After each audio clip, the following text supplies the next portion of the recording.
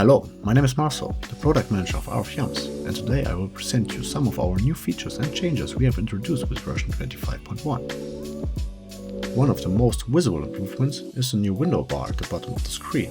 All open windows in YAMS are now neatly listed and easy to manage. Familiar options like close all, minimize others, bring to front or pin are just a click away. No more searching for hidden or minimized windows.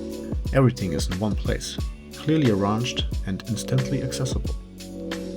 Our updated P-Body tool allows you to extrude elements directly in 3D environment. Simply select Edit P-Body, choose a reference frame, and intuitive markers will guide you. A shaded preview shows you where the cut will happen, and dragging with the mouse adjusts the extrusion length in real time. You can also set an initial value to work with absolute length, building your cell faster from scratch, and also extend library elements with precision and ease. Starting with version 25.1, YAMS now supports ML-based updates from DELMIA, in addition to the existing process simulate workflow. You can now import new 3D data directly into an existing project without rebuilding from scratch. A structured tree view and 3D visualization help you quickly identify what's new, changed or unchanged. Color highlights in 3D model clearly indicates modifications. Once you have selected the elements to update, YAMS takes care of the rest automatically. This saves time, reduces manual effort, and maintains full control over design updates. Need to monitor a moving part, a specific process, or a critical zone in your cell? Or just create a roller coaster for your VR experience?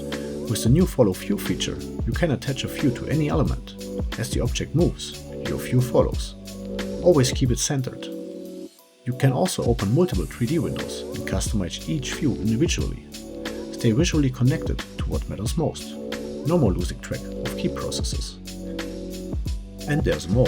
Our 3D importer portfolio now includes support for data from Siemens Teamcenter, expanding your integration options. Also, you can now apply local transformations directly to the source operation, simplifying setup and reducing preparation effort since the kinematic relation of the product is not relevant anymore. And now you're also able to adjust positions of any body during simulation using the updated touch-up function. We have implemented some quality of life functions to the material management to fasten up the work speed and make it easier to prepare and to simulate. Therefore, you now have the option to edit multiple distances for material flow at the same time. Especially in large cells with many products, it can be time-consuming to select the correct product for your attachment in a station. To support that configuration, you can now filter the attachment by all products of the same station. So instead of having a list of all products and all stations, you have only the ones you need. You can now rename skids independently from the original data. No need to modify important content. This keeps your simulation naming clear, without compromising update compatibility.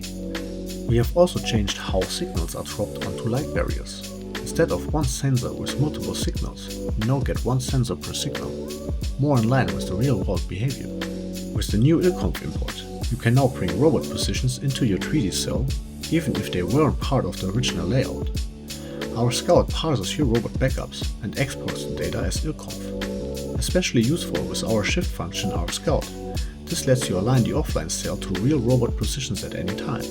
This gives you greater accuracy, real-world alignment, and flexibility in late-stage robot integration.